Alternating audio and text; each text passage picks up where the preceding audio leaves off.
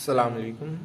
इस वीडियो में हम लोग ये टॉपिक कवर कर रहे हैं जिसमें हम लोग इन्वर्टिंग इनपुट के क्वेश्चंस को सॉल्व करेंगे।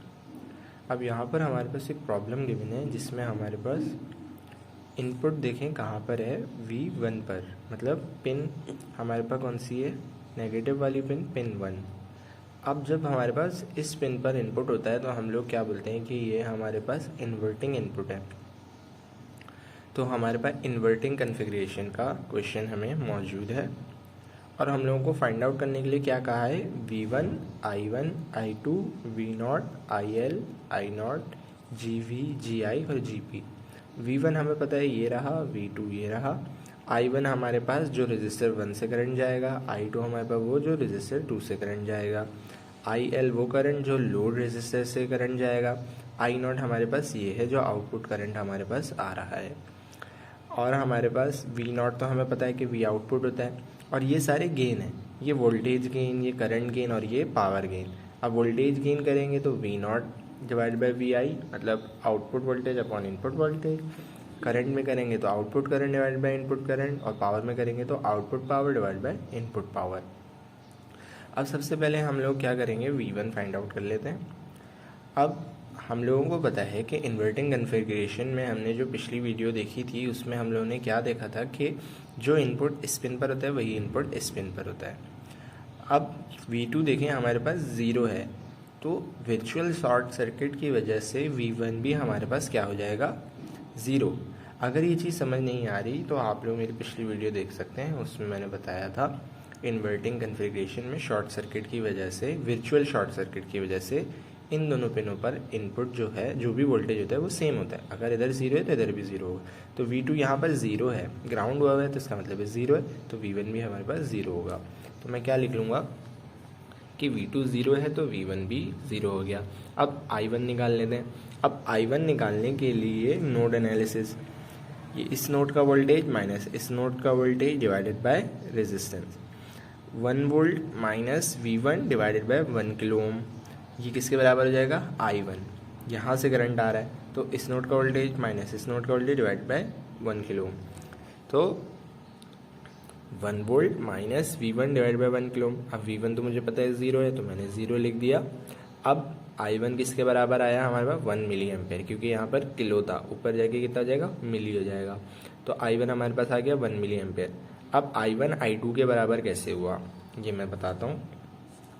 अब देखिए जो I1 है वो आ रहा है इधर। अब इस नोड से इसके पास दो रास्ते हैं, या तो इधर जाएगा करंट या इधर जाएगा।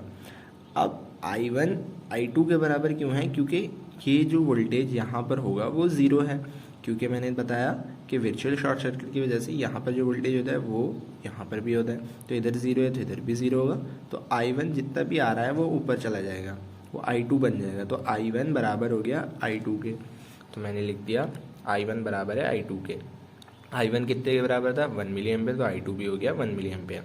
अब मुझे I2 निकालने के लिए मैं क्या करूँगा, I2 मेरे पास आ गया है, लेकिन I2 के फॉर्मूले में हमारे पास क्या आ रहा है, V0। तो हम लोग पहले V0 निकाल लेंगे क्योंकि हमें V0 की भी ज़रूरत है।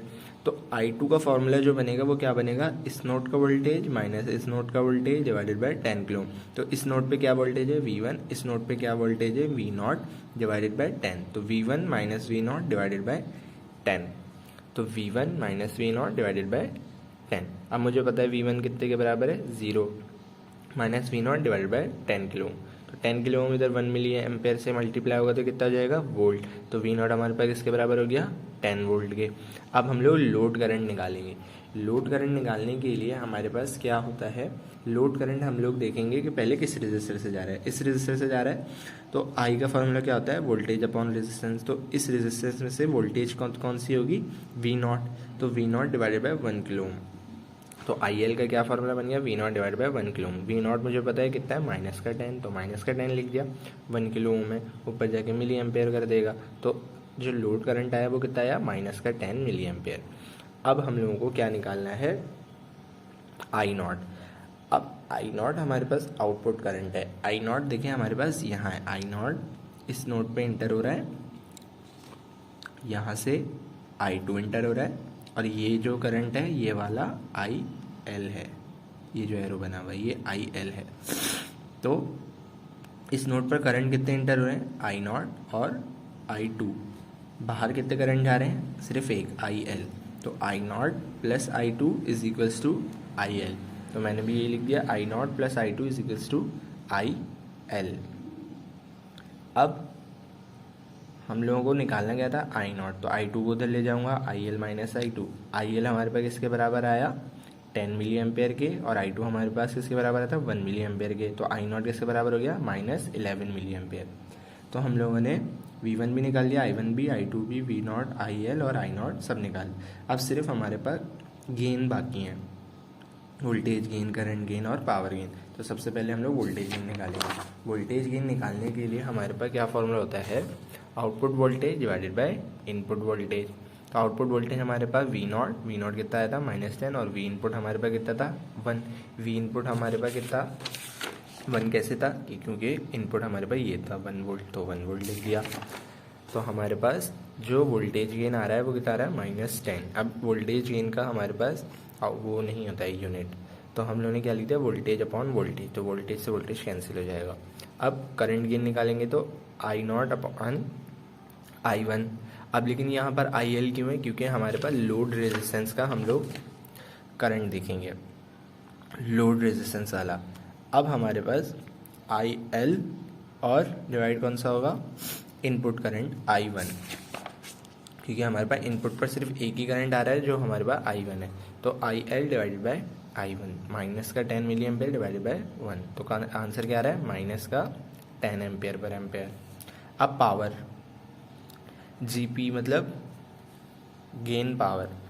पावर गेन हम लोग कैसे निकालेंगे, power output divide by power input. अब पावर आउटपुट निकालने के लिए पावर का क्या फॉर्मूला होता है, VI। अब आउटपुट पावर निकालने के लिए हमारे पास V0 मल्टीप्लाई बाय IL, क्योंकि यहाँ पर हम लोग जो IL यूज़ कर रहे हैं वो इसलिए यूज़ कर रहे हैं क्योंकि IL हमारे पास वो करंट है जो लोड में से जा रहा है, तो लोड को हम लोग फॉलो करेंगे। V0 इंटू IL, V0 भी पता है, IL भी पता है, पावर आउटपुट आ गया 100 मिली वाट। P इन की वजह से हम लोग क्या क्या करेंगे, V इनपुट और I इनपुट। I इनपुट हमारे पास कौन सा है, वही जो I1 है। तो VI हमारे पास 1 था और I1 भी हमारे पास 1 था, तो PI क्या आ गया 1 मिली वाट। अब गेन, पावर गेन हम लोग निकालेंगे, power output divide by power input. Power output हमारे पास 100 आया, पावर इनपुट 1 आया, तो हमारे पास क्या आंसर आ जाएगा 100। तो इस तरीके से हम लोगों ने वोल्टेज गेन भी निकाल लिया, करंट गेन भी निकाल लिया और पावर गेन भी निकाल लिया। आई होप आप लोगों को समझ में आया होगा। अगर कोई भी सवाल हो तो आप लोग मुझे कमेंट बॉक्स में बता सकते हैं। मिलते हैं अपनी नेक्स्ट वीडियो में, तब तक के लिए अल्लाह हाफिज़।